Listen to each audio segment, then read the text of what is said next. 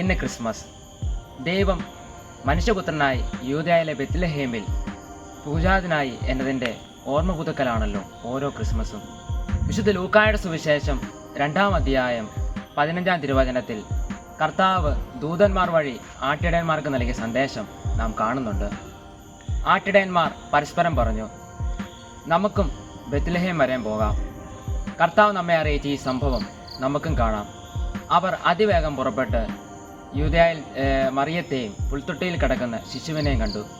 പ്രിയ സഹോദരരെ, നാം ഇന്ന് ഇവിടെ ഈ തിരുവചനം ധ്യാനത്തിനെടുക്കുമ്പോൾ കർത്താവ് ഈ ആട്ടിടയന്മാർ വഴി നമുക്ക് പകർന്നു നൽകുന്ന വിശ്വാസ വെളിച്ചം എന്തെന്ന് നമുക്കൊന്ന് നോക്കാം.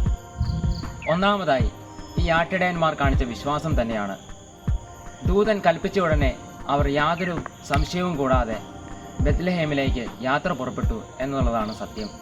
അതും അവർക്ക് സ്വന്തമായി ഉണ്ടായിരുന്ന ആടുകളെ ഉപേക്ഷിച്ചിട്ടാണ് അവർ യാത്ര പോയത്.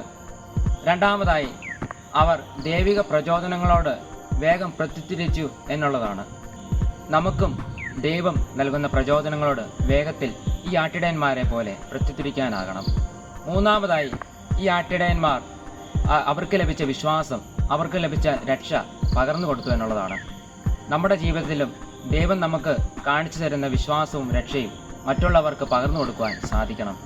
നാലാമതായി, ഇവർക്ക് ദൈവം നൽകിയ എല്ലാ അനുഗ്രഹങ്ങൾക്കും ഇവർ നന്ദി പറഞ്ഞു എന്നുള്ളതാണ്. നമുക്കും നമ്മുടെ ജീവിതത്തിലുണ്ടാകുന്ന എല്ലാ അനുഗ്രഹങ്ങൾക്കും ദൈവത്തെ മഹത്വപ്പെടുത്തുവാൻ സാധിക്കണം.